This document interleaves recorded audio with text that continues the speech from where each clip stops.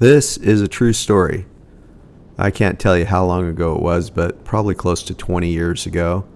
I met this guy at a fly-in, and he wanted to go for a ride in Bushwhacker, and I agreed. And as we were flying around, I looked down and I saw this gravel bar, and I said, "Oh, I could land there." And he was a mall pilot, and he said, "Oh, there's no way you could land there." And I said, "I could land there, but I probably couldn't get back out again with you in the airplane." And so he said, "Well, I want to see that." And my ego got the best of me. And so I said, "Okay, I'm going to go drop you off, and I'll come in and land it and take off, and you can watch."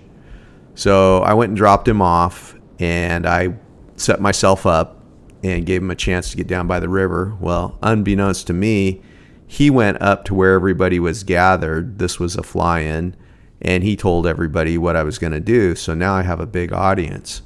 So I come in and I use a little bit of water. I'm landing downriver, and I come in and I get stopped on this gravel bar. But I couldn't go any further off the end of the gravel bar because it was a high end. The downriver end was high out of the water. But I could use some water as I got off of it, because the upriver end transitioned kind of left to right at a 45-degree angle with the water going fairly thinly across the gravel bar. So I figured, well, worst case scenario, I might have to use a little bit of water to get off this thing.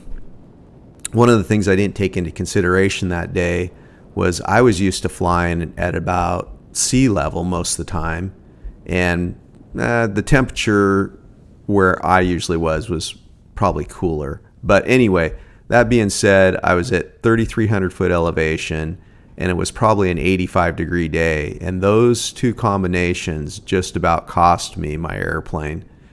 There was a point as I was in the water hydroplaning upriver thinking, if I can't get this thing to break loose, I am screwed, because above the point that I needed to get off the river, there was a horse bridge, and it tightened up into a canyon that I could not have flown through. Anyway, luck was with me that day, and I got it to break loose right at the right time, and I got off the water.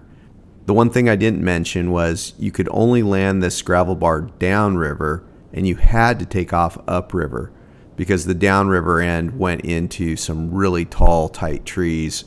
So it was a one-way strip. Once you committed to it, you were going to land. And once you got landed on it, you were going to have to get back off again one way or another. So this particular day here, I started out on some easy stuff, and then I transitioned to some shorter stuff. And then this last place I land, there's nothing difficult about it, but I was going to make a little bit of a challenge here. If anybody can guess where it's at, let's say within a couple miles of where I've landed on this last spot, I will give you a free t-shirt of your choosing. You'll just have to go to my website and send me a email with your contact information, and I'll look and see with your GPS coordinates how close you are. Let's say if anybody gets within 5 miles of this spot, I'll give them a free t-shirt. If not, then I guess we'll try it again another time.